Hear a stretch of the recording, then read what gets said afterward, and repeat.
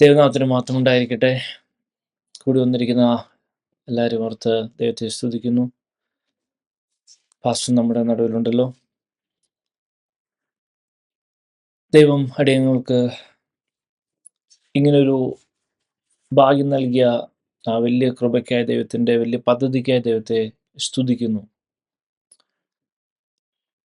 സജീവ പറഞ്ഞതുപോലെ നമ്മൾ പഴയ നിയമ ഭക്തനായ മോശയുടെ ജീവചരിത്രത്തിലൂടെയാണ് നമ്മളിപ്പോൾ കടന്നു പോകുന്നത്.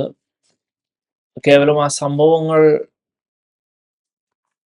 ആ ഒരു ആംഗിളിൽ പഠിക്കാതെ പകരം മോശയെ ദൈവം നടത്തിയ രീതി, മോശ എന്നുള്ള വ്യക്തി കടന്നുപോയ ആ ചലഞ്ചസ്, അതെങ്ങനെ അത് ഓവർകം ചെയ്തു, ദൈവത്തിൻ്റെ ആ പദ്ധതി, ദൈവത്തിൻ്റെ ഗൈഡൻസ് അതെങ്ങനെ ഈ ഭക്തന്മാരിൽ പ്രവർത്തിച്ചു എന്നൊക്കെ നമുക്ക് മനസ്സിലായെങ്കിൽ നമ്മുടെ ക്രിസ്ത്യൻ ലൈഫും നമ്മുടെ ജീവിതവും ദൈവം ഉദ്ദേശിക്കുന്ന രീതിയിൽ ഉപയോഗപ്പെട്ട് ദൈവത്തിൻ്റെതായ ഇഷ്ടപ്രകാരമായി തീർന്ന് ദൈവത്തിൻ്റെ നാമം മഹത്വപ്പെടുത്തുന്ന ഒരു വലിയ ഒരു നല്ല ഒരു സമാപ്തിയിലേക്ക് അല്ലെങ്കിൽ ഒരു നല്ല ലക്ഷ്യത്തിലേക്ക് നമ്മുടെ ലൈഫ് എത്തിപ്പെടും. അത് തന്നെയാണ് ദൈവത്തിൻ്റെ ഉദ്ദേശം. ഹല്ലേലൂയ. നമ്മൾ കഴിഞ്ഞ ആഴ്ചക്കാലം പഠിച്ച് വന്നത് മോശയുടെ ജീവിതത്തിൽ, പ്രത്യേകിച്ച് പുറപ്പാട് 8-ാം അധ്യായം വരെ ആ ഇമ്പോർട്ടൻ്റ് ആയുള്ള ചില കാര്യങ്ങൾ നമ്മൾ പഠിച്ചായിരുന്നു. അങ്ങനെ പഠിച്ചപ്പോൾ നമുക്കൊരു കാര്യം മനസ്സിലായി. നമ്മൾ കഴിഞ്ഞ ആഴ്ചക്കാലം നമ്മൾ സാധാരണഗതിയിലുള്ള മാനുഷികമായ ഒരു നിലവാരത്തിലല്ല മോശ എന്ന് നമുക്ക് മനസ്സിലായി. കാരണം മോശ തരണം ചെയ്ത ആ പ്രതിസന്ധികൾ, ആ ചലഞ്ചസ് എന്ന് പറയുന്നത് നമ്മൾ കഴിഞ്ഞ ആഴ്ച പഠിച്ചതനുസരിച്ച് തന്നെ അത് നമുക്കൊന്നും ഇമാജിൻ ചെയ്യാൻ പറ്റുന്നതിന് അപ്പുറമായ ചലഞ്ചസ് ആണ് മോശ ഫേസ് ചെയ്തിരുന്നത്. അപ്പോൾ അങ്ങനെ നമ്മൾ പഠിച്ചപ്പോൾ നമ്മൾ ഉൽപ്പത്തി പുസ്തകത്തിലോട്ടൊന്ന് വന്നായിരുന്നു. കാരണം ചില ഫണ്ടമെൻ്റലായുള്ള ചില അണ്ടർസ്റ്റാൻഡിങ് ഈ പഠനത്തിന് അത്യാവശ്യമാണ്. ഹല്ലേലൂയ. കാരണം ആ ഒരു സ്റ്റാറ്റസ് ഉള്ള ഒരു മനുഷ്യനായിരുന്നു മോശ. അപ്പൊ ആ സ്റ്റാറ്റസ് എന്താണെന്ന് മിനിമം അല്ലെങ്കിൽ ആ ഒരു ഫണ്ടമെൻ്റൽ ആയിട്ടുള്ള അണ്ടർസ്റ്റാൻഡിങ്ങിന് വേണ്ടി നമ്മൾ ഉൽപ്പത്തി പുസ്തകം 3-ാം അധ്യായത്തിൽ ചില വാക്യങ്ങൾ നമ്മൾ വായിച്ചായിരുന്നു. നമുക്ക് ആ നിർത്തിയ ഭാഗത്തു നിന്ന് തന്നെ നമുക്ക് കണ്ടിന്യൂ ചെയ്യാം. കാരണം അത് വളരെ ഇമ്പോർട്ടൻ്റ് ആയിട്ടുള്ള ഒരു ആസ്പെക്റ്റ് ആണ്. കാരണം മോശയുടെ ഒക്കെ ലൈഫ് നമ്മൾ പഠിക്കുമ്പോൾ നമുക്ക് അസാധാരണമായ ഒരു സവിശേഷത മോശയുടെ പ്രവർത്തനത്തിലും മോശയുടേതായ ആ ഒരു പ്രതിസന്ധിയൊക്കെ തരണം ചെയ്യാൻ മോശയ്ക്ക് ഒരു പ്രത്യേകമായ ഒരു ദൈവത്തിൻ്റെ കൃപ. അപ്പം ജസ്റ്റ് ഒരു ദൈവത്തിൻ്റെ കൃപ എന്ന് പറഞ്ഞ് പലപ്പോഴും നമ്മൾ പല കാര്യങ്ങൾ അസാധാരണമായത് വരുമ്പോൾ ദൈവത്തിൻ്റെ കൃപ എന്ന് പറഞ്ഞ് നമ്മൾ അങ്ങോട്ട് അതിൻ്റെ ആഴങ്ങളെ പഠിക്കാതെ വിടുന്നുണ്ട്. പക്ഷേ ചില കാര്യങ്ങളൊക്കെ ദൈവം തന്നെ നമ്മളിൽ എക്സ്പെക്റ്റ് ചെയ്യുന്ന, അല്ലെങ്കിൽ ദൈവം നമ്മൾക്ക് പഠിപ്പിക്കുവാൻ വേണ്ടി വചനത്തിൽ എഴുതിയിരിക്കുന്ന പല കാര്യമുണ്ട്. പക്ഷെ നിർഭാഗ്യവശാൽ നമ്മൾ പലപ്പോഴും അത് ആ ഒരു ലെവലിലോട്ട് നമ്മുടെ പഠനം എത്താതെ സാത്താൻ നമ്മുടെ ഹൃദയദൃഷ്ടികളെ കുരുടാക്കി പലപ്പോഴും പല വചനത്തിന്റെ മർമ്മങ്ങൾ അത് വേണ്ട രീതിയിൽ മനസ്സിലാകാതെ അടക്കി വച്ചിരിക്കുന്ന ഒരു അവസ്ഥ ഉണ്ടെന്ന് ഒരു വിശ്വാസ കുടുംബത്തിൽ ജനിച്ച് വളർത്തപ്പെട്ട ഒരു വ്യക്തി എന്ന നിലയിൽ IPC ചെറുപ്പം മുതലേ അല്ലെങ്കിൽ IPCയുടെ പാരമ്പര്യം മുതലേ അറിയാവുന്ന ഒരു വ്യക്തി എന്നുള്ള നിലയിൽ എനിക്കത് പറയാൻ എനിക്കൊരു മടിയുമില്ല. It's a fact actually. കാരണം ദിസ് ഈസ് നോട്ട് ഇനഫ്. നമ്മളുടെ ഇപ്പോഴത്തെ പഠനം അല്ലെങ്കിൽ പഠന രീതി അവിടെ സാത്താൻ ഒത്തിരി പ്രവർത്തിച്ചിട്ടുണ്ട്. ഹല്ലേലൂയ. ഇനി വേറൊരു കുറച്ചുകൂടെ ആഴത്തിൽ നമ്മൾ ചില കാര്യം കഴിഞ്ഞ ആഴ്ച കാലം തന്നെ നമ്മൾ കണ്ടായിരുന്നു. നമ്മൾ പലപ്പോഴും പറയുന്നത് നമുക്ക് വചനം അറിയില്ലാത്തത് കൊണ്ടാണ്, അല്ലെങ്കിൽ നമുക്ക് വേണ്ട രീതിയിൽ നിൽക്കാൻ പറ്റാത്തത്, അല്ലെങ്കിൽ വചനം അറിയത്തില്ല. ഓഫ് കോഴ്സ് വചനത്തിൻ്റെതായ അറിവ് അത്യാവശ്യം തന്നെയാണ്. പക്ഷേ നമ്മൾ കഴിഞ്ഞ ആഴ്ചക്കാലം ഹൗവയുടെ ജീവിതത്തിൽ എന്താ നമ്മൾ കണ്ടത്? വചനം അറിയാം ആയിരുന്നിട്ട് കൂടിയും ഹൗവ പരാജയപ്പെട്ടില്ലേ? അപ്പൊ നമ്മൾ ആ ഒരു ഫണ്ടമെന്റൽ രീതിയിലാണ് നമ്മൾ പഠിക്കുവാൻ തുടങ്ങുന്നത്. ഞാൻ ആ വാക്യങ്ങളിലോട്ട് അല്ലെങ്കിൽ ഒന്നുകൂടെ വരുവാൻ ആഗ്രഹിക്കുന്നു. ഉൽപ്പത്തി പുസ്തകം 3-ാം അധ്യായം 1 മുതൽ താഴോട്ടുള്ള വാക്യം ഞാൻ വായിക്കുന്നു. യഹോവയായ ദൈവം ഉണ്ടാക്കിയ സകല കാട്ടുജന്തുക്കളെക്കാളും പാമ്പ് കൗശലമേറിയതായിരുന്നു. അത് സ്ത്രീയോട്, തോട്ടത്തിലെ യാതൊരു വൃക്ഷത്തിന്റെ ഫലവും നിങ്ങൾ തിന്നരുതെന്ന് ദൈവം വാസ്തവമായി കൽപ്പിച്ചിട്ടുണ്ടോ എന്ന് ചോദിച്ചു. സ്ത്രീ പാമ്പിനോട്, തോട്ടത്തിലെ വൃക്ഷങ്ങളുടെ ഫലം നിങ്ങൾക്ക് തിന്നാം, എന്നാൽ നിങ്ങൾ മരിക്കാതിരിക്കേണ്ടതിന് തോട്ടത്തിന്റെ നടുവിലുള്ള വൃക്ഷത്തിന്റെ ഫലം തിന്നരുത്, തൊടുകയും അരുത് എന്ന് ദൈവം കൽപ്പിച്ചിട്ടുണ്ട് എന്ന് പറഞ്ഞു. ഹല്ലേലൂയ. അപ്പൊ ആ ഹൗവയുടെ പോയിന്റ് ഓഫ് വ്യൂല് ഹൗവയ്ക്ക് ദൈവം കൊടുത്തേക്കുന്ന വചനം എന്തായിരുന്നു? ആ വചനം, അല്ലെങ്കിൽ ആദാമിന് കൊടുത്തിരിക്കുന്ന വചനം 2-ാം അധ്യായത്തില് നമ്മൾ കഴിഞ്ഞ ആഴ്ചക്കാലം നമ്മൾ പറഞ്ഞായിരുന്നു, യഹോവയായ ദൈവം മനുഷ്യനെ കൂട്ടിക്കൊണ്ടുപോയി ഏദെൻ തോട്ടത്തിൽ വേല ചെയ്യുവാനും അതിനെ കാക്കുവാനും അവിടെ ആക്കി. യഹോവയായ ദൈവം മനുഷ്യനോട് കൽപ്പിച്ചെന്തെന്നാൽ, തോട്ടത്തിലെ സകല വൃക്ഷങ്ങളുടെ ഫലം നിനക്ക് ഇഷ്ടം പോലെ തിന്നാം, എന്നാൽ നന്മ തിന്മകളെ കുറിച്ചുള്ള അറിവിന്റെ വൃക്ഷത്തിന്റെ ഫലം തിന്നരുത്, തിന്നുന്ന നാളിൽ നീ മരിക്കും. അപ്പൊ ഇതാണ് ദൈവം കൊടുത്ത വചനം. അപ്പൊ ഞാൻ കഴിഞ്ഞ ആഴ്ചക്കാലം പറഞ്ഞായിരുന്നു, നമ്മൾ ഈ എല്ലാ കാര്യവും നമ്മൾ പഠിക്കുമ്പം ഫണ്ടമെന്റൽസ് ആണ് ആദ്യം നമുക്കറിയാവുന്ന വസ്തുത നമ്മൾ ശരിക്കും പഠിച്ചിട്ട് അതിനെ ബേസ് ചെയ്തിട്ടാണ് നമ്മൾ ഫർദർ ആയിട്ടുള്ള കാര്യങ്ങൾ പഠിക്കുന്നത്. അപ്പൊ ഈ നമ്മൾ പലപ്പോഴും പറയുന്നു വചനങ്ങൾ, അല്ലെങ്കിൽ വചനം അറിയാം, അപ്പോ വചനം അറിയുന്നില്ലാത്തതുകൊണ്ട് നമ്മൾ തെറ്റിപ്പോന്നു, അല്ലെങ്കിൽ നമുക്ക് ഇവന് വചനം പോരാ, അല്ലെങ്കിൽ വചനം ഉണ്ട് എന്നൊക്കെ നമ്മൾ പല കമന്റ് പറയില്ലേ. അപ്പൊ ആ ഒരു ആംഗിളിൽ നോക്കുക, ഇവിടെ ഹൗവയ്ക്ക് വളരെ വ്യക്തമായിട്ട് വചനം അറിയായിരുന്നു. അത് തിന്നാൻ പാടില്ല എന്നറിയാം. ഈവൻ അവളൊന്ന് കൂട്ടിയും പറഞ്ഞു, അവൾ തൊടാൻ പോലും തയ്യാറാവില്ല എന്ന് പറഞ്ഞു. അപ്പം ഇത് നമ്മൾ വേറൊരു ആംഗിൾ എടുക്കണം നമ്മുടെ പ്രാക്ടിക്കൽ ക്രിസ്ത്യൻ ലൈഫിൽ. അപ്പൊ വചനം അറിഞ്ഞുകൊണ്ട് പാപം ചെയ്യാതിരിക്കുമോ, നമ്മൾ വീഴാതിരിക്കുമോ? ഈ വചനം അനുസരിച്ച് എന്താണ് നമുക്ക് മനസ്സിലാവണത്? വചനം അറിയായിരുന്നു ഹൗവയ്ക്ക്, എന്താ ചെയ്യാൻ പാടില്ല എന്ന് വ്യക്തമായിട്ട് അറിയാമായിരുന്നു. പക്ഷെ ആ അറിവ് അവളെ വചനം അല്ലെങ്കിൽ പാപം ചെയ്യുന്നതിൽ നിന്ന് മാറ്റി നിർത്തിയില്ല, അവൾ പരാജയപ്പെടുന്നതിൽ നിന്ന് മാറ്റി നിർത്തിയില്ല. അപ്പൊ നമ്മൾ കഴിഞ്ഞ ആഴ്ചക്കാലം വേറെ പല ആംഗിളിൽ കണ്ടായിരുന്നു. ഏദെൻ തോട്ടത്തില് മനുഷ്യനെ ആക്കി വെച്ചത് അവിടെ വേല ചെയ്യാനും അതിനെ കാപ്പാനുമായിരുന്നു. ഹല്ലേലൂയ. അപ്പൊ അങ്ങനെ അതിനെ പ്രൊട്ടക്റ്റ് ചെയ്തതായിട്ട് കണ്ടില്ല. മാത്രമല്ല, കുറച്ചുകൂടെ ആഴത്തിൽ ഞാൻ ഇന്ന് പറയാൻ ആഗ്രഹിക്കുന്നു, അവിടെ വേല ചെയ്യാനായിട്ട് ദൈവം മനുഷ്യനെ ആക്കിയിട്ടുണ്ടെങ്കിൽ, മാത്രമല്ല ഒരു മനുഷ്യന് കൂട്ടിനായിട്ട് അപ്പനെയും അമ്മയും വിട്ടുപിരിഞ്ഞ് ഭാര്യയോട് പറ്റിച്ചേർന്ന്, അല്ലെങ്കിൽ അത്രയും ഐക്യത്തോടെ ഒരുമിച്ച് ജീവിക്കേണ്ടതിന്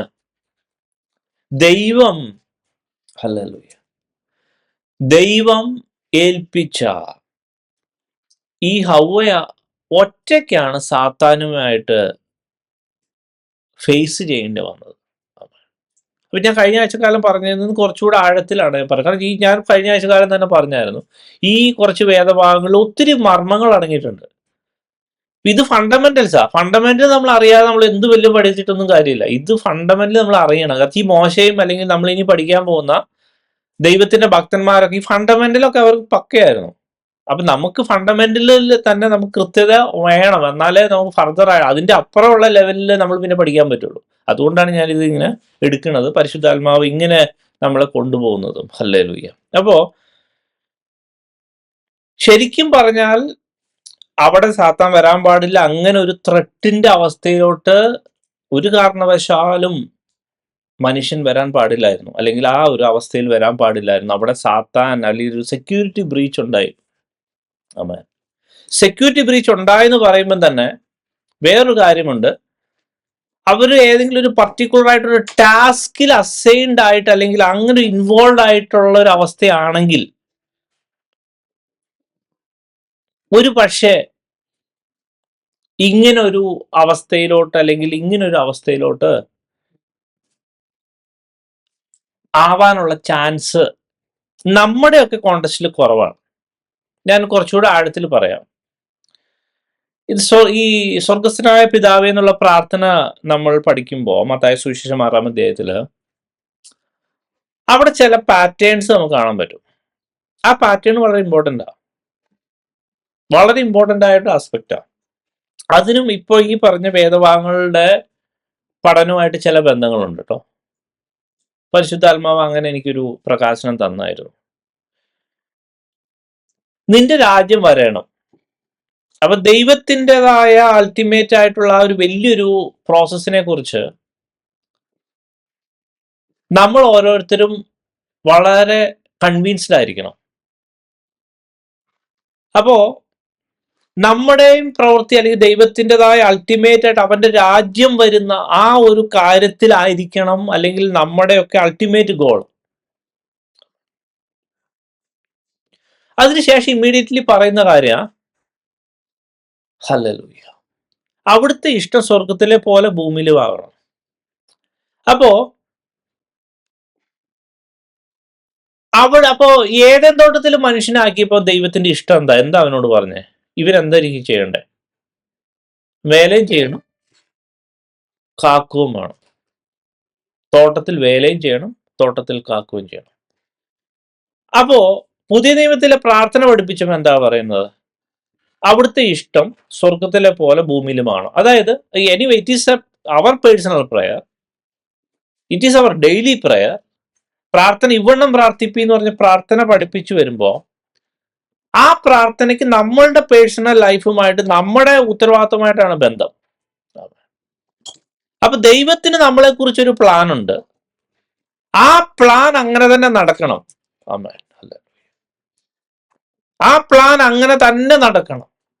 അതിനകത്ത് ഒരു വിട്ടുവീഴ്ചയ്ക്കും അല്ലെങ്കിൽ അതിനകത്ത് ഒരു വ്യത്യാസത്തിനും നമ്മൾ ഇട വരുത്തരുത്. ഹല്ലേലൂയ. ഇനി അതിനുശേഷമാണ് ദൈവം പറയണത് അന്നന്നത്തേക്കുള്ള ആഹാരം നൽകണം. അപ്പോ നമ്മുടെ ആവശ്യം എന്ന് പറയുന്നത് ശരിക്കും പറഞ്ഞാൽ ദൈവത്തിന്റെ ഇഷ്ടത്തുമായിട്ട് ബന്ധപ്പെട്ട അതിനെ അക്കോംപ്ലിഷ് ചെയ്യാൻ എന്തൊക്കെ ആവശ്യമുണ്ടോ അതായിരിക്കണം നമ്മുടെ ആവശ്യം. It should not be something totally different from what God has planned. അങ്ങനെ ചിന്തിക്കരുത്. ദൈവത്തിന് നമ്മളെ കുറിച്ച് എന്താ ഉദ്ദേശം, അതിന് അതിനെ ഫുൾഫിൽ ചെയ്യുന്ന ആവശ്യമായിരിക്കണം നമ്മുടെ ആവശ്യം. അപ്പോ പുതിയ നിയമം അല്ലെങ്കിൽ പഴയ നിയമത്തിലെ ഹവ്വയുടെ അവസ്ഥയിലോട്ട് വരുവാണെങ്കിൽ യഥാർത്ഥമായിട്ട് ദൈവമേ എന്താ ഞാൻ വേല ചെയ്യേണ്ടത്, എൻ്റെ വേലയിൽ ആമേൻ ഹല്ലേലൂയ, അല്ലെങ്കിൽ ദൈവത്തിന് ഉദ്ദേശിച്ച ആ വേലയിൽ അവൾ ഇൻവോൾവ് ആയിരുന്നെങ്കിൽ, അല്ലെങ്കിൽ അവർ ഇൻവോൾവ് ആയിരുന്നെങ്കിൽ, അല്ലെങ്കിൽ തോട്ടം കാക്കുന്ന അവസ്ഥയിലായിരുന്നെങ്കിൽ സാധാരണഗതിയിൽ പരീക്ഷകൻ വരത്തില്ല. കാരണം ഈ പ്രാർത്ഥന പഠിപ്പിച്ചപ്പോൾ പരീക്ഷയിൽ അകപ്പെടാതിരിക്കാൻ പറയുന്നത് ഏറ്റവും അവസാനമാണ്. അതായത് അതിനുശേഷം, അതായത് നമ്മൾ ആ കാര്യങ്ങളൊക്കെ വളരെ അതിന് ഒത്തിരി മർമ്മങ്ങളും ആഴങ്ങളും ഉണ്ട്. ഹല്ലേലൂയ. അതായത് നമുക്ക് ദൈവത്തിന്റെ ഉദ്ദേശം നമുക്ക് കിട്ടണം. ആ ഉദ്ദേശം അക്കോംപ്ലിഷ് ചെയ്യാൻ വേണ്ടി നമ്മൾ ആത്മാർത്ഥമായിട്ട് ദൈവത്തോട് ചോദിക്കണം, പ്രാർത്ഥിക്കണം. ഡോണ്ട് തിങ്ക്, ഞാൻ ഓൾറെഡി പറഞ്ഞ കാര്യമാണ്, പ്രാർത്ഥിക്കാതെ ഒരു കാര്യം നമ്മുടെ ജീവിതത്തിൽ സാധിക്കത്തില്ല. അങ്ങനെ ചിന്തിക്കരുത്. സാത്താൻ നമ്മുടെ ജീവിതത്തിൽ പല കാര്യം ഇടിച്ചു കയറ്റി തരും. പക്ഷേ ദൈവത്തിന്റെ കാര്യം ഞാൻ പിന്നെയും പറയുന്നു, നമ്മുടെ അവകാശമാണെങ്കിൽ പോലും വാഗ്ദത്തമാണെങ്കിൽ പോലും നമ്മളത് പ്രാർത്ഥിച്ച് അവെയിൽ ചെയ്തെടുത്തോണം. It is approve, it is already design for us, destined for us. പക്ഷേ പ്രാർത്ഥനയിലൂടെയാണ് ആ ഒരു ദൈവം അലോക്കേറ്റ് ചെയ്ത് വെച്ചിരിക്കുന്ന സാധനം നമ്മൾ അവെയിൽ ചെയ്തെടുക്കുന്നത്, അല്ലെങ്കിൽ നമ്മളിലോട്ട് വരുന്നത്, അതിന് നമ്മൾ നമ്മുടെ പ്രാർത്ഥനയിൽ നമ്മൾ യാചിക്കണം, അന്വേഷിക്കണം, മുട്ടണം. അതായത് നമ്മൾ യഥാർത്ഥമായിട്ട് നമ്മളെപ്പോഴും കാര്യം മനസ്സിലാക്കുക, ദൈവം ഒരു കാര്യം, നമ്മൾ എന്തെങ്കിലും കാര്യം ദൈവത്തോട് പ്രാർത്ഥിച്ചു എന്ന് വെച്ചോ, ദൈവം എനിക്കിത് തരണേ, അല്ലെങ്കിൽ ഇന്ന കാര്യം സാധിക്കണമേ, അല്ലെങ്കിൽ ദൈവത്തിന്റെ തന്നെ പദ്ധതി നമ്മളോട് പറഞ്ഞു എന്ന് പറഞ്ഞ്, എന്നാൽ പിന്നെ ദൈവത്തിന്റെ പദ്ധതി അല്ലേ മോശ ഈ പറഞ്ഞ ഇസ്രായേൽ മക്കളെ കൊണ്ടുവരിക എന്നുള്ളത്. എന്നാൽ പിന്നെ മോശയ്ക്ക് ഇൻ ബിറ്റ്വീൻ പ്രാർത്ഥിക്കേണ്ട ആവശ്യമില്ല ഓരോ ഘട്ടങ്ങളിൽ വരുമ്പോൾ. പക്ഷെ അങ്ങനെ അല്ലല്ലോ നമ്മൾ കാണുന്നത്. ഓരോ ഘട്ടങ്ങളിലും മോശ പ്രാർത്ഥിച്ച് അവൈൽ ചെയ്തെടുക്കും അടുത്ത സ്റ്റെപ്പിലോട്ട്. ഇത് ശരിക്കും പറഞ്ഞ മോശയുടെ ആരെങ്കിലാണ് ഈ ആൾക്കാർ അത്, അതായത് മറ്റെല്ലാ എൻ്റെ അത്രയും ലക്ഷക്കണക്കിന് ആൾക്കാരിൽ ഒരുവൻ എന്നുള്ള രീതിയിൽ മാത്രം കൺസിഡർ ചെയ്യുകയാണെങ്കിൽ എല്ലാവരെ പോലെ ഒരാളാണ് മോശ. പക്ഷെ മോശനെ ദൈവം അസൈൻ ചെയ്ത് ആ ഒരു പർട്ടിക്കുലർ ടാസ്ക് ഏൽപ്പിച്ചപ്പോൾ, ആ മോശ എൻ്റെ അത്രയും ലക്ഷക്കണ 6 ലക്ഷം പുരുഷന്മാർ തന്നെ എന്നാ പറയുന്നത്. ആ പുരുഷന്മാരുണ്ടാവും, അപ്പൊ അവരുടെ ഭാര്യമാരുണ്ടാവും, അവരുടെ മക്കൾ, അന്നത്തെ കാലത്ത് എത്ര മക്കളുണ്ടാവും നമുക്ക് ഊഹിക്കാലോ. അപ്പൊ ഒത്തിരി വലിയ ലക്ഷക്കണക്കിന് ആൾക്കാരുണ്ട്. അപ്പോ അത്രയും ആൾക്കാരെ ഒറ്റക്കെട്ടായിട്ട് മോശ കണ്ട് പിടിച്ച്, അല്ലെങ്കിൽ അത്രയും ആൾക്കാരെ ശരിക്കും പറഞ്ഞ ഈ ആദാമ് ഹവ്വ എന്നൊരു ഒറ്റ വ്യക്തി, ഇപ്പൊ ഞാൻ പറയില്ല, ഏദൻ തോട്ടം എന്ന് പറഞ്ഞ ഏറ്റവും എന്റെ ഫണ്ടമെന്റൽ സാധനമാണ്, ഫണ്ടമെന്റലാ. ഇവരൊരിക്കലും ഈ ഹവ്വ ഒറ്റയ്ക്ക് ആ ഒരു അവസ്ഥയിലോട്ട് അപ്രോച്ച് ചെയ്യാൻ പാടില്ലായിരുന്നു. അപ്പൊ എന്തോ അവിടെ പ്രശ്നം പറ്റിയിട്ടുണ്ട്. കാരണം ഈ മോശ എൻ്റെ ആൾക്കാരെ ഒറ്റക്കെട്ടായിട്ട് പിടിച്ചോണ്ടാണ്, അല്ലെങ്കിൽ ഒറ്റക്കെട്ടായിട്ട് എൻ്റെ ജനം, അല്ലെങ്കിൽ എൻ്റെ ആൾക്കാര് എന്നുള്ള ആ ഒരു അത്രയും ജനങ്ങളെ മോശയുടേതായിട്ട് ദൈവം കണ്ട്, അല്ലെങ്കിൽ മോശ അവൻ്റെതായിട്ട് ദൈവം അത് കണ്ട്, അങ്ങനെയായിരുന്നു അത് ഡീൽ ചെയ്ത്. അത്രയും ആൾക്കാർക്ക് വേണ്ടി ഇടിവിൽ നിന്നൊരു വ്യക്തിയായിരുന്നു മോശ. അപ്പോൾ നമ്മൾ പഠിപ്പിക്കുന്ന, ഞാൻ കഴിഞ്ഞ ആഴ്ചക്കാലം സൂചിപ്പിച്ചായിരുന്നു, നമുക്കൊക്കെ ഓരോ ഏദൻ തോട്ടം തന്നിട്ടുണ്ട്. ആ ഏദൻ തോട്ടം നമ്മൾ സൂക്ഷിച്ചോണം, അതിനെ കാക്കണം, അവിടെ വേല ചെയ്യണം. ആ ഏദൻ തോട്ടം നമുക്ക് തന്നിരിക്കുന്ന താലന്ത്, നമുക്ക് തന്നിരിക്കുന്ന സഭ, നമുക്ക് തന്നിരിക്കുന്ന കുടുംബം, നമുക്ക് തന്നിരിക്കുന്ന ഉത്തരവാദിത്ത മേഖലകള്, അത് കാത്തോണം. ഹല്ലേലൂയ. അവിടെ വേല ചെയ്തോണം. ഹല്ലേലൂയ. അത് വേല ചെയ്യാതെ കാക്കാതെ സാത്താൻ കയറി വന്ന് ഓരോന്ന് കാണിച്ചിട്ട് അത് ദൈവത്തെ കുറ്റം പറയരുത്. Hallelujah. Yes, it is our responsibility. മാത്രമല്ല, നമ്മൾ ആരെ ഏൽപ്പിച്ചാൽ അവനോട് ദൈവം ചോദിക്കുള്ളൂ. അവനാണ് അതിന്റെ ഉത്തരവാദിത്വം. ഹല്ലേലൂയ. ഇത് ഏറ്റവും ഫണ്ടമെന്റൽ ആയിട്ട് നമ്മുടെ കുടുംബത്തിൽ നിന്ന് തന്നെ തുടങ്ങുന്ന ഒരു ഉത്തരവാദിത്ത മേഖലയാണ്. അപ്പൊ നമ്മളെ അതാത് വ്യക്തി ജീവിതങ്ങളെ ഏൽപ്പിച്ച എല്ലാ മേഖല, അത് ആത്മീയം ഭൗതികം ഒക്കെ പെടും കേട്ടോ. ആത്മീയം മാത്രമാണ് ചിന്തിക്കരുത്, ഭൗതികം അതിനകത്ത് പെടും. അതിനകത്ത് ഉത്തരവാദിത്തമുണ്ട്. അതാണ് ദൈവം വെച്ചിരിക്കുന്ന സിസ്റ്റം. ഹല്ലേലൂയ. അപ്പോൾ ഈ പ്രാർത്ഥന പഠിപ്പിച്ചപ്പോൾ പ്രാർത്ഥനയിലെ അവസ്ഥയിൽ നമ്മൾ മനസ്സിലാക്കുക, ദൈവത്തിന്റെ ഇഷ്ടം, നമ്മളെ ഏൽപ്പിച്ച ഉത്തരവാദിത്ത മണ്ഡലങ്ങളിലെ ഇഷ്ടം നമ്മൾ ദൈവത്തോട് ചോദിച്ചാൽ ദൈവം പറഞ്ഞു തരും. എന്താണ് അത്, എങ്ങനെ പോകണം, എങ്ങനെ അതിന്റെ ദൈവത്തിന്റെ പ്ലാൻ എന്താണ് എന്ന് ദൈവത്തോട് ചോദിച്ചാൽ ദൈവം പറഞ്ഞു തരും. പറഞ്ഞു തന്നു എന്ന് പറഞ്ഞ സാധനം കിട്ടിയിട്ടില്ല, ആസ്കേ ആയിട്ടുള്ളൂ, അല്ലെങ്കിൽ നിങ്ങൾ ചോദിച്ചാൽ നിങ്ങൾക്ക് ലഭിക്കും. ദൈവം പറയാ നിനക്ക് തന്നിരിക്കുന്നു എന്ന് പറഞ്ഞാൽ മിക്കവാറും ഒരു പ്രൊക്ലമേഷൻ ആയിരിക്കും. ദൈവം പറയുന്നൊരു വാക്കാ. That doesn't mean that physically നമ്മുടെ കയ്യിലൂടെ സാധനം കിട്ടിയെന്ന് അർത്ഥമില്ല. അതിനുശേഷമുള്ള 2 സാധനമുണ്ട്, നമ്മൾ അന്വേഷിക്കേണ്ടി വരും. അന്വേഷിക്കുക എന്ന് പറഞ്ഞാൽ അതും ദൈവത്തോട് ചോദിക്കണം, എങ്ങനെ, what to do, how to do. അന്വേഷിക്കണം, അല്ലെങ്കിൽ ദൈവം പറഞ്ഞുതരും, അന്വേഷിക്കേണ്ട വിധവും പറഞ്ഞുതരും.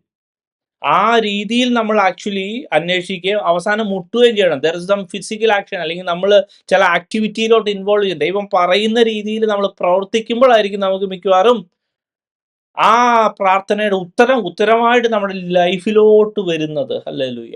ഇതല്ലാതെ അല്ല all of A sudden at the moment instant ആയിട്ട് നടക്കുന്ന ചില പ്രക്രിയകളും ഉണ്ട്, ഇല്ലാതെ ഞാൻ പറയുന്നില്ല. ആകാശത്തിൽ നിന്ന് തീ ഇറങ്ങുന്നത് പോലെ, അല്ലെങ്കിൽ ഒരാൾ ഒറ്റയടിക്ക് സൗഖ്യമാകുന്നത് പോലെ, അങ്ങനെ സംഭവങ്ങളുണ്ട്. പക്ഷേ അതിനകത്ത് പോലും സ്പിരിച്വൽ ആയിട്ട് ഡോണ്ട് തിങ്ക്, അല്ലെങ്കിൽ സ്പിരിച്വൽ, അതായത് ഒരാളെ സൗഖ്യമാക്കുന്ന കാര്യം, അല്ലെങ്കിൽ ഒരു ഭൂതശാന്തിയുടെ കാര്യമൊക്കെ നമ്മൾ ഇൻവോൾവ് ചെയ്യുമ്പോൾ ദൈവം പറയും, ആദ്യം തന്നെ പറയുന്ന അവനെ സൗഖ്യമാക്കും, അല്ലെങ്കിൽ അവന്റെ ഭൂതം പോവും എന്ന് ഈ ശുശ്രൂഷ ചെയ്യണവന് കൺവിൻസ് കിട്ടും.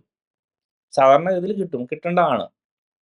കിട്ടിക്കഴിഞ്ഞാൽ ഡോണ്ട് തിങ്ക് ഇമ്മീഡിയറ്റ്ലി അത് അല്ലെങ്കിൽ ഭൂതം മാറിയെന്നോ അല്ലെങ്കിൽ അസുഖം മാറിയെന്നോ അർത്ഥമില്ല.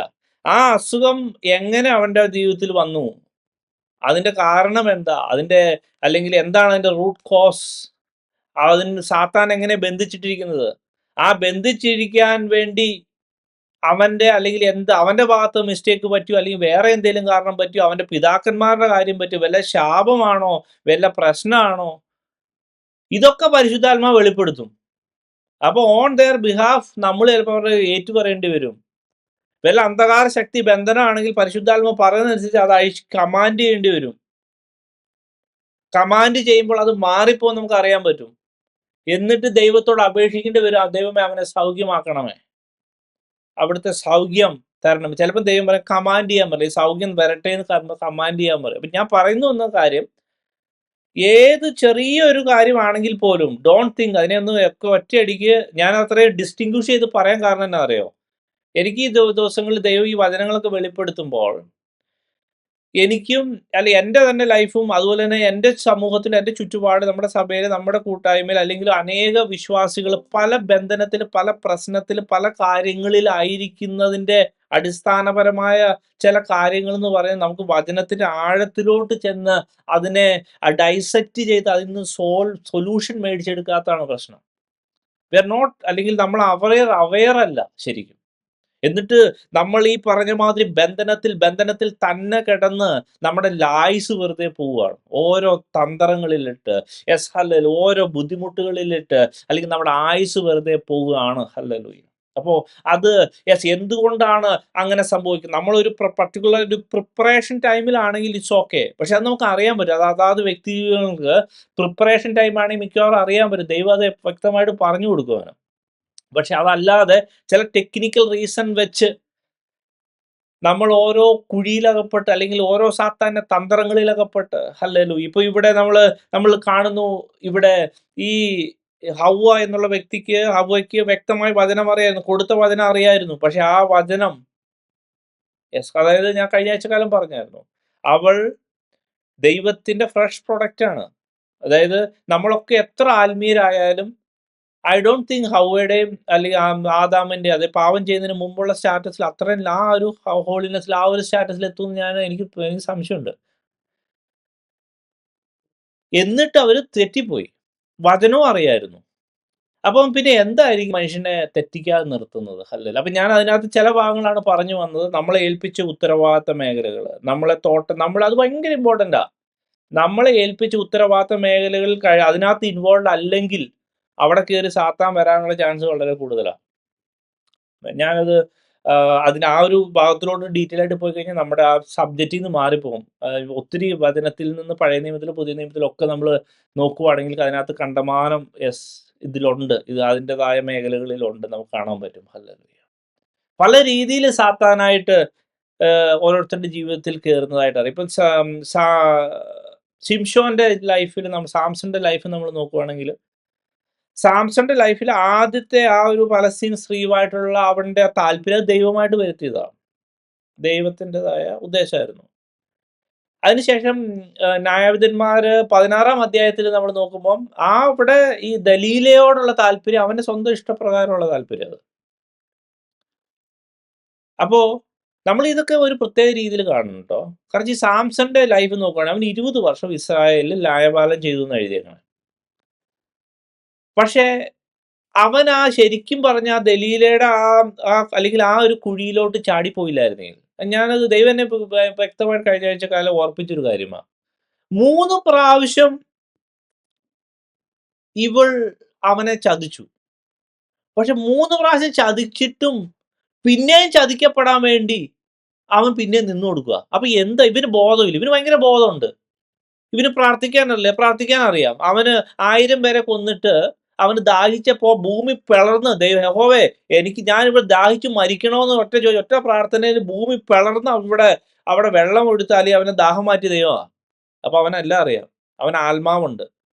പക്ഷേ ചില പ്രത്യേക സ്വഭാവങ്ങൾ, പ്രത്യേക കാര്യങ്ങൾ അവന്റെ ബുദ്ധിനെ പോലും മറച്ചു കളയുന്ന അവസ്ഥ വന്നു. ഹല്ലേലൂയ. ഇതൊക്കെ എന്താണ് ശരിക്കും? അപ്പൊ ഒരാൾ നോക്കുമ്പോൾ ഇത് സാംസന്റെ ലൈഫ് ഓക്കെയാണ്. അതാണോ ദൈവം അവനെ കൊണ്ട് ഉദ്ദേശിച്ചത്? ഇതൊക്കെ നമ്മളെ പഠിപ്പിക്കുന്ന ചില കാര്യങ്ങളുണ്ട്. ഹല്ലേലൂയ. പ്രിയ ദൈവമക്കളെ, ഞാൻ തിരിച്ച് ഈ ഉൽപ്പത്തി പുസ്തകം 3-ാം അധ്യായത്തിലോട്ട് വരുവാൻ ആഗ്രഹിക്കുന്നു. ഹല്ലേലൂയ. അപ്പോ നമ്മുടെ ലൈഫിലെ ഓരോ കാര്യങ്ങളും നമ്മൾ ഇവാലുവേറ്റ് ചെയ്യണം. നമ്മുടെ ലൈഫ് അതെങ്ങനെയെങ്കിലും നടന്നോട്ടെ. നമ്മുടെ ലൈഫ് മാത്രമല്ല, നമ്മുടെ ഉത്തരവാദിത്ത മണ്ഡലങ്ങൾ. അത് ശരിക്കല്ല പോകുന്നെങ്കിൽ ദൈവത്തിന് മുമ്പിൽ ആത്മാർത്ഥമായിട്ട് നമ്മളുടെ തെറ്റുകളെയും നമ്മുടെ ലൈഫിൽ നമ്മുടെ ആ മണ്ഡലങ്ങളിൽ ഏൽപ്പിച്ച വ്യക്തിജീവിതങ്ങളുടെ പാപങ്ങളെയും തെറ്റുകളെയും ശാപങ്ങളെയും ഒക്കെ ഏറ്റു പറയണം. അത് പുതിയ നിയമത്തിലെ ഒരു ശിഷ്യനാണെങ്കിൽ അവൻ അതിനുള്ള അധികാരമുണ്ട്. നമ്മൾ ഓൺ ദെയർ ബിഹാഫ് നമ്മൾ ദാനിയേൽ അങ്ങനെ പ്രാർത്ഥിക്കുന്നത് കാണാം. ഞങ്ങളോട് ക്ഷമിക്കണം, ഞങ്ങളുടെ പിതാക്കന്മാരോട് ക്ഷമിക്കണമേ എന്ന് പ്രാർത്ഥിക്കണില്ലേ? അത് പുതിയ നിയമത്തിലും ദൈവം അത് മാത്രമേ പറയണമെന്നുള്ളൂ. അതിനകത്ത് പഴയ നിയമത്തിലുള്ള കാര്യം തന്നെയാണ് അത്, പുതിയതൊന്നുമല്ല. നമുക്കും അത് പ്രാർത്ഥിക്കാം. ദൈവം അത് പ്രാർത്ഥന കേൾക്കുകയും ചെയ്യും. ദൈവം അവിടെ ശുശ്രൂഷിക്കുക, അവിടെ ചില കാര്യങ്ങൾ അവിടെ ചെയ്യുകയും ചെയ്യും. ഹല്ലേലൂയ. അപ്പോൾ ഇവിടെ 3-ാം അധ്യായത്തിൽ ഞാൻ പറഞ്ഞു വന്ന പോയിന്റ് ഇതാണ്. ഹല്ലേലൂയ. ഇത്രയും പെർഫെക്റ്റ് ആയിട്ടുള്ള ഹവ്വ സാത്താൻ കയറി വന്നിട്ട് സാത്താൻ അവളോട് കുറച്ചു നേരം സംസാരിച്ചപ്പോൾ ദൈവം ഏറ്റവും പെർഫെക്റ്റ് ആയിട്ട് വെച്ചിരുന്ന ഹവ്വ കുറച്ച് കഴിഞ്ഞപ്പോൾ അവിടെ അഭിപ്രായം മാറി. തൊടാൻ പോലും തയ്യാറാകില്ലാത്ത, അല്ലെങ്കിൽ ആ വൃക്ഷത്തിന്റെ ഫലം അവക്കത് കാണുവാൻ നല്ലത്, ജ്ഞാനം പ്രാപിക്കാൻ കാമ്യമെന്ന് കണ്ട് പറിച്ച് തിന്ന് ഭർത്താവിനും കൊടുത്തു. അപ്പൊ ഇത്രേ ഉള്ളൂ മനുഷ്യന്റെ ഉറപ്പ്. അല്ലെങ്കിൽ നമ്മളെപ്പോഴും ഫ്രാങ്കായിട്ട് എല്ലാവരും മനസ്സിലാക്കേണ്ട കാര്യമാണ്. ഇത്രയേ ഉള്ളൂ നമ്മുടെ വചനത്തിന്റെ അറിവ്, ഇത്രയേ ഉള്ളൂ നമ്മുടെ ഡിറ്റർമിനേഷൻ, ഇത്രയേ ഉള്ളൂ ഒരു മനുഷ്യന്റെ ശക്തി. നമ്മൾ ഹല്ലേലൂയ ആത്മാർത്ഥമായിട്ട്, if you are not involve in the assigned task, നമ്മളെ ഏൽപ്പിച്ച ഉത്തരവാദിത്തത്തിൽ നമ്മൾ അതിനകത്ത് ഇൻവോൾവ് അല്ലെങ്കിൽ, നമ്മളെ മണ്ഡലങ്ങളെ നമ്മൾ സൂക്ഷിപ്പാൻ നമ്മൾ ശ്രദ്ധിച്ചില്ലെങ്കിൽ, നമ്മളെപ്പം വീണുപോയെന്ന് ചോദിച്ചാൽ മതി. ആ പത്രോസ് യേശുവിന്റെ മുഖത്തെ ആ ഒരു നോട്ടം മാറിയപ്പോൾ വെള്ളത്തിലോട്ട് താണു പോയതുപോലെ ഏത് വ്യക്തി ജീവിതമാണെങ്കിലും, എത്ര വലിയ വിശുദ്ധനാണെങ്കിലും, എത്ര വലിയ ശുശ്രൂഷകനാണെങ്കിലും, ആ നോട്ടം ഒന്ന് മാറിയാൽ ആ ദൈവത്തിന്റെ സന്നിധിയിൽ നിന്ന് പോകും. ഹല്ലേലൂയ. അതുകൊണ്ടാണ് യേശു പറഞ്ഞിരിക്കുന്നത്, പുത്രനെ നോക്കിക്കൊണ്ട് അവനിൽ വിശ്വസിക്കുന്ന ഏവനും നിത്യജീവൻ നൽകണമെന്നാകുന്നു പിതാവിന്റെ ഇഷ്ടം, അവനെ ഞാൻ ഒടുക്കത്തെ നാളിൽ ഉയർത്തെഴുന്നേൽപ്പിക്കും. ആ വാക്യം ഒരു ഫ്യൂച്ചർ ടെൻസിൽ അല്ലാതെ ഒരു പ്രസന്റ് ടെൻസിലൊന്നും എടുക്കാവോ? അതായത് എനിക്ക് യേശുവിനെ എപ്പോഴും നോക്കാൻ പറ്റിയെങ്കിൽ, ആ യേശു നോക്കാൻ പറ്റുമെന്ന് പറയുമ്പോൾ ആ ഹൗവ ഇപ്പം, അതായത് നമ്മുടെ ഒരു പ്രാക്ടിക്കൽ ആസ്പെക്റ്റില് ഇപ്പം യേശുവിനെ സാത്താൻ പരീക്ഷിച്ച സമയത്ത് യേശു കൊടുത്ത ആൻസർ നമ്മൾ കഴിഞ്ഞ ആഴ്ച ജസ്റ്റ് നമ്മൾ ചിന്തിച്ചായിരുന്നു. ഒരിക്കലും അത് സ്ട്രേറ്റ് ഫോർവേഡ് ആയിട്ട് ആൻസർ അല്ല യേശു കൊടുത്തത്. കാരണം വെച്ചാൽ അവൻ ഭയങ്കര തന്ത്രശാലി, അവൻ നമ്മുടെ ഗുണത്തിനല്ല വരുന്നത്. അപ്പം ഒരു മനുഷ്യന് എത്ര ബൈബിള് പഠിച്ചാലും ഈ ബൈബിളിന്റെ ഒക്കെ ആ ചിന്താഗതിയിൽ നമുക്ക് അതിന് ആൻസർ കൊടുക്കാൻ പറ്റുമോ? പറ്റത്തില്ല. പരിശുദ്ധാത്മാവുള്ള വ്യക്തിയാണെങ്കിൽ യേശുവിനോട് ചോദിച്ചാൽ, യേശുവിനോട് നമുക്ക് യേശുവിനോട് ചോദിക്കാൻ പറ്റിയാൽ, യേശുവിനെ നോക്കാൻ പറ്റിയാൽ, നമ്മുടെ ഏത് ഡിസിഷനിലാണെങ്കിലും, ഏത് ടേണിംഗ് പോയിന്റിലാണെങ്കിലും, ഏത് അവസ്ഥയിലാണെങ്കിലും, ആ അവസ്ഥയിലൊക്കെ ഹല്ലേലൂയ നമുക്ക് ഹല്ലേലൂയ ദൈവത്തോട് ചോദിക്കാൻ പറ്റിയാൽ, ആ ചോദിക്കുന്ന സമയത്ത് ദൈവം ഉത്തരം അരുളി, ആ ഉത്തരം അനുസരിച്ച് നമുക്ക് ആൻസർ കൊടുക്കാൻ പറ്റിയാൽ, അതാണ് നമ്മുടെ ക്രിസ്ത്യൻ ജീവിതത്തിലെ ഏറ്റവും വലിയ വിജയം. ഹല്ലേലൂയ. അതല്ലാതെ നമ്മൾ എത്ര പഠിച്ചതൊന്നും നമ്മുടെ ബുദ്ധിമണ്ഡലത്തിൽ നിൽക്കുന്ന കാര്യമല്ല. അങ്ങനെ ചിന്തിക്കരുത്. ആമേൻ. നമുക്ക് പരിശുദ്ധാത്മാവിന്റെ ആ ഭയങ്കര കൂട്ടായ്മ, ഭയങ്കര യേശു എപ്പോഴും നമ്മുടെ ഉള്ളിൽ ഉള്ള അവസ്ഥ, ഹല്ലേലൂയ, അവനെ കേൾക്കുന്ന അവസ്ഥ, അവനെ നോക്കുന്ന അവസ്ഥ, അവനിൽ നടക്കുന്ന അവസ്ഥ, ഹല്ലേലൂയ, ഞാൻ തന്നെ വഴിയും സത്യവും ജീവനുമാകുന്ന ആ ഒരു അവസ്ഥ നമുക്ക് കീപ്പ് ചെയ്ത് മുന്നോട്ട് പോകുന്ന ഒരു രീതിയാണ് ദൈവം ഡിസൈൻ ചെയ്തേക്കുന്നത്. ഹല്ലേലൂയ. പ്രിയ ദൈവമക്കളെ, നമ്മളുടെ ജോലി മണ്ഡലങ്ങളിലോ അല്ലെങ്കിൽ നമ്മൾ ഈ ഭൂമിയിൽ പല കാര്യങ്ങൾ ഇൻവോൾവ് ചെയ്യുമ്പോഴൊക്കെ നമ്മൾ പല കാര്യങ്ങൾ ഇൻവോൾവ്, പക്ഷേ ആ ഇൻവോൾവ്മെന്റ് ഒക്കെ അതൊക്കെ ദൈവം തന്ന ദൈവത്താൽ അപ്രൂവ് ചെയ്യപ്പെട്ട കാര്യത്തിൽ മാത്രം ഇൻവോൾവ് ആയിരിക്കാൻ ശ്രമിക്കുക. ദൈവത്താൽ അപ്രൂവ് അല്ലെങ്കിൽ ദൈവത്തിൽ നിന്ന് ഉറപ്പില്ലെങ്കിൽ ആ കാര്യത്തിൽ നിന്ന് ഒഴിഞ്ഞിരിക്കുക. അത് എത്ര വലിയ ഭൗതികമായ അനുഗ്രഹം തരുന്നതാണെങ്കിലും അതൊന്നും നമ്മളെ രക്ഷിക്കത്തില്ല. അവിടെ ഒക്കെ സാത്താൻ കയറി പ്രവർത്തിക്കാൻ ചാൻസ് ഉണ്ട്. ഹല്ലേലൂയ. കാരണം ഏദൻ തോട്ടത്തിൽ ഇങ്ങനെ വരാൻ പറ്റുമെങ്കിൽ ഇത് നമ്മളെ പഠിപ്പിക്കുന്ന യെസാമൻ വളരെ ആഴത്തിലുള്ള ചിന്തയാണ്. കുറച്ചു നേരം സാത്താൻ സംസാരിച്ചാൽ, കുറച്ചു നേരം ദൈവത്തിന്റെ സിസ്റ്റത്തിൽ അല്ലെങ്കിൽ,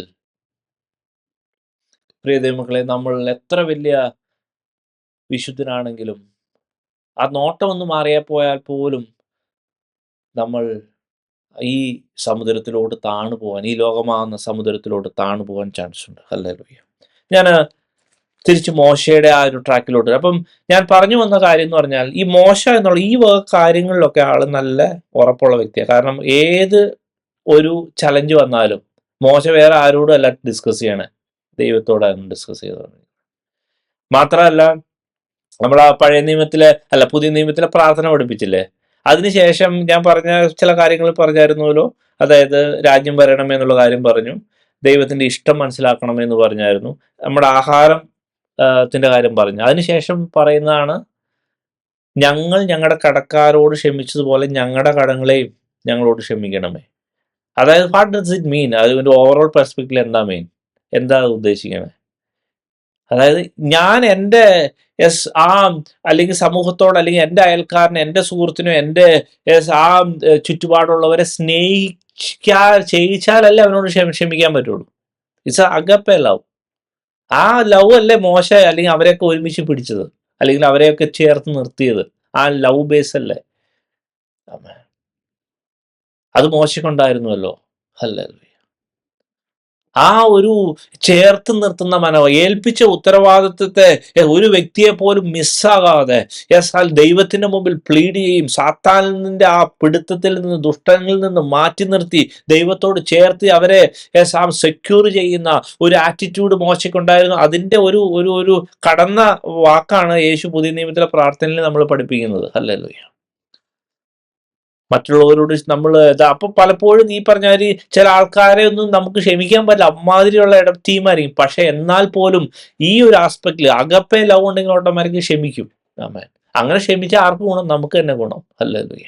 കാരണം നമ്മളോട് ദൈവം ക്ഷമിക്കാൻ പോകുന്നത് നമ്മൾ മറ്റുള്ളവരോട് എങ്ങനെ ഡീല് ചെയ്തു എന്ന് നോക്കിയിട്ടായിരിക്കും. എന്നിട്ടാണ് ഈ പരീക്ഷയിൽ അകപ്പെടുത്താതിരിക്കുക എന്നുള്ള കാര്യം പ്രാർത്ഥനയിൽ നമ്മൾ പഠിപ്പിക്കുന്നത്. ഹല്ലേലൂയ. അതിനകത്തൊക്കെ ഒത്തിരി അർത്ഥമുണ്ട്. ഹല്ലേലൂയ. ഞാൻ ജസ്റ്റ് പറഞ്ഞു എന്നേ ഉള്ളൂ. അപ്പോൾ നമ്മള് പുറപ്പാട് പുസ്തകം 9-ാം അധ്യായത്തില്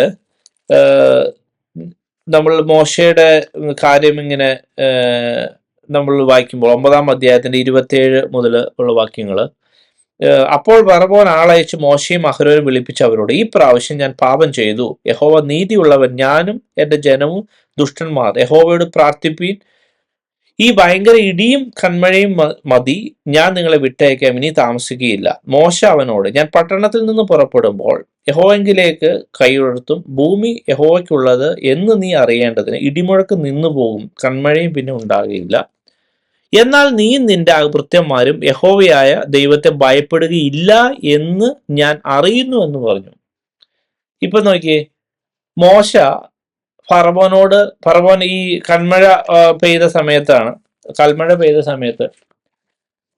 ഫറവോന് ഈ അതായത് ഞാൻ കഴിഞ്ഞ ആഴ്ച കാലം പറഞ്ഞായിരുന്നല്ലോ, പയ്യെ ഒരു മരത്തെ വെട്ടി ഇടുന്ന പോലെ ഇവരുടെ വിജയം ആധികാരികമായിരുന്നു. ഒറ്റ സന്ദർഭത്തിൽ ഒറ്റ അടിക്കുന്നതല്ല, അവന്റെ അടിവേര് തകർത്തിട്ടുള്ള ഒരു വിജയത്തോടു കൂടിയാണ് ഇസ്രായേൽ മക്കൾ അവിടുന്ന് പോകുന്നത്. ഹല്ലേലൂയ. അപ്പോ കന്മഴയൊക്കെ എത്തിയപ്പോഴത്തേക്കും പുള്ളിക്ക് പയ്യെ ഒരു പ്രശ്നമൊക്കെ ആയി. ഇടയ്ക്ക് വിളിപ്പിക്കുന്നു, ഒന്ന് പ്രാർത്ഥിക്കുമോ, ദൈവത്തോട് പ്രാർത്ഥിച്ച് എങ്ങനെ രക്ഷിക്കുമോ എന്നൊക്കെ പറഞ്ഞ ചോദ്യമായി. അപ്പോഴും മോശ പറയുന്നു, നോക്കിയേ, എനിക്കറിയാം നീ ഇത് പറഞ്ഞെങ്കിലും നീ ഇത് ചെയ്യാൻ പോണില്ല. ഹല്ലേലൂയ. അപ്പൊ അതെങ്ങനെ മോശയ്ക്ക് അറിയാം? അപ്പൊ മോശയുടെ ആ ഒരു ദൈവം പറഞ്ഞു തന്ന കാര്യങ്ങളെ മോശ അത്ര കറക്റ്റായിട്ട് എടുക്കുന്നുണ്ട്. അതായത് Mosha he was not expecting the immediate deliverance. Mosha expect ചെയ്യുന്നില്ല. അപ്പോ മോശ അവിടെ തന്നെ പറയുന്നുണ്ട്, എന്നാൽ നീ നിന്റെ ഭൃത്യന്മാരും യഹോവയായ ദൈവത്തെ ഭയപ്പെടുകയില്ല എന്ന് ഞാൻ അറിയുന്നു എന്ന് പറഞ്ഞു.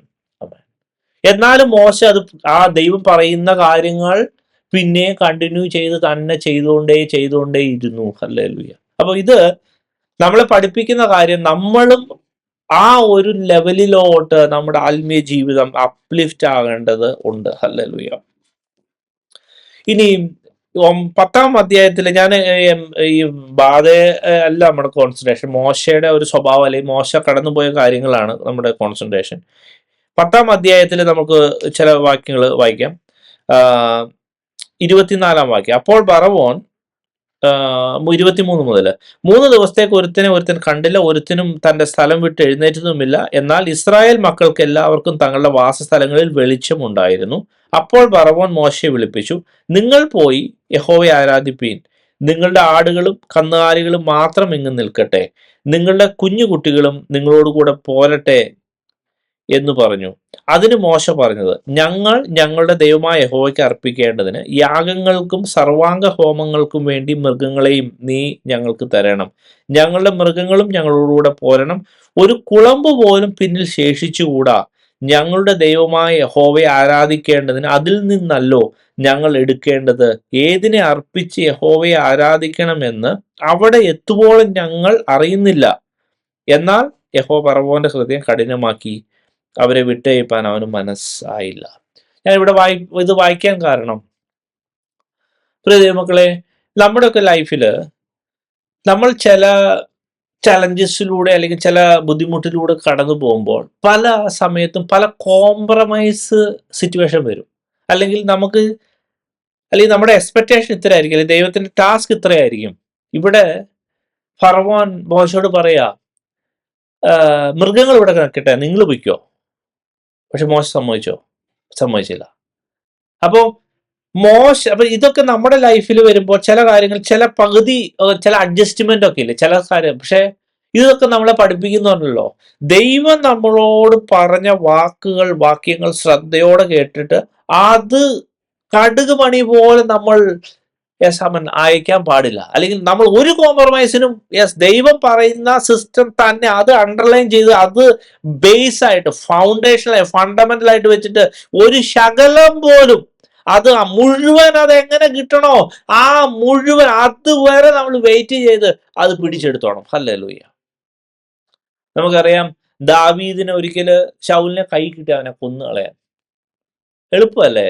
ഒറ്റ കൊന്നു. അല്ലെങ്കിൽ ആ സമയത്ത് അവന്റെ വസ്ത്രാഗ്രഹം മാത്രം മുറിച്ചിട്ട് ദാവീദ് പോയി. ശരിക്കും മറ്റുള്ള അവന്റെ കൂട്ടുകാരൊക്കെ പറഞ്ഞ, നീ അവനെ കൊന്നുകളാതെ, അവൻ നിന്റെ കയ്യിൽ ഏൽപ്പിച്ചിരിക്കുന്നത്, യഹോവയല്ലേ ഏൽപ്പിച്ചത്. അപ്പോ ദൈവത്തോട് കൺസൾട്ട് ചെയ്യുന്ന ആത്മാവുള്ള ദാവീദ്, ഹല്ലേലൂയ, ആ സമയത്തും ദൈവത്തിന്റെ ഇഷ്ടമാണ് അവിടെ ചെയ്തത്. അതുകൊണ്ടാണ് ഞാൻ പറയുന്നത്, ഹല്ലേലൂയ, ഈ ഫണ്ടമെന്റൽ ആയിട്ടുള്ള ഈ വിശുദ്ധന്മാരുടെ ജീവിതം പഠിക്കുമ്പോൾ എപ്പോഴും ഇവർ ദൈവവുമായിട്ട് ഒരു നല്ല ഒരു കമ്മ്യൂണിക്കേഷനിലായിരുന്നു. ദൈവത്തിന്റെ ഇഷ്ടം മാത്രമേ അവർ ചെയ്തുള്ളൂ. അത് ഞാൻ ഒരിക്കലും വിചാരിക്കുന്നത് അവരുടെ ബുദ്ധിയിൽ അല്ലെങ്കിൽ അവരുടെ ഓർമ്മശക്തിയിൽ അല്ലെങ്കിൽ ഈ ന്യായപ്രമാണോ അല്ലെങ്കിൽ കാര്യങ്ങളൊക്കെ കാണാതെ പഠിച്ചിട്ട് ചെയ്യണമെന്നല്ല.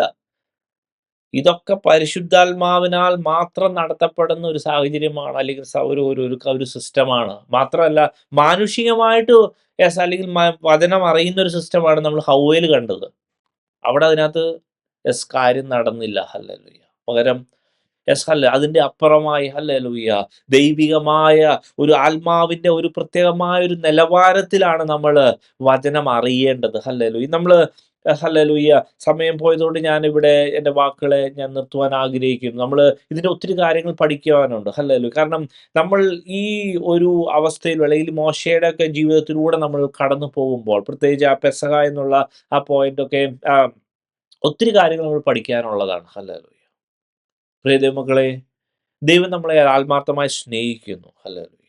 ദൈവത്തിന്റെ സിസ്റ്റം, ഹല്ലേലൂയ, ദൈവത്തെ നമ്മൾ, ഹല്ലേലൂയ, അവന്റെ മുഖത്ത് നോക്കി, ദൈവം നമ്മുടെ ഉള്ളിലായി, ഹല്ലേലൂയ, ദൈവത്തോട് കൺസൾട്ട് ചെയ്താണ് നമ്മുടെ ക്രിസ്ത്യൻ ലൈഫ് മുന്നോട്ട് പോകേണ്ടത്. ഹല്ലേലൂയ. നമ്മുടെ മാനുഷികമായ ബുദ്ധിയുടെ ഒരു സിസ്റ്റം അല്ല, പകരം പരിശുദ്ധാത്മാവ് സമയം നമ്മളെ നടത്തുന്ന, മോശയെ നടത്തിയതുപോലെ, ദാവീദിനെ നടത്തിയതുപോലെ നമ്മളെ നടത്തുവാൻ അവൻ ശക്തനാണ്. ഹല്ലേലൂയ. അവൻ നമ്മളെ ഏൽപ്പിച്ച നമ്മുടെ മേഖലകളെ, ഏദെൻ തോട്ടത്തെ, നമ്മുടെ ഉത്തരവാദിത്തങ്ങളെ, നമ്മുടെ ആൾക്കാരെയൊക്കെ സെക്യൂർ ചെയ്യും. നമ്മളെ ഏൽപ്പിച്ച ജോലി വിശ്വസ്തമായി ചെയ്ത് മുന്നോട്ട് പോകുവാൻ ദൈവം നമ്മളെ ഓരോരുത്തരെയും സഹായിക്കട്ടെ എന്ന് പറഞ്ഞുകൊണ്ട് ഞാൻ എൻ്റെ വാക്കിൽ നിന്നിരുന്നു.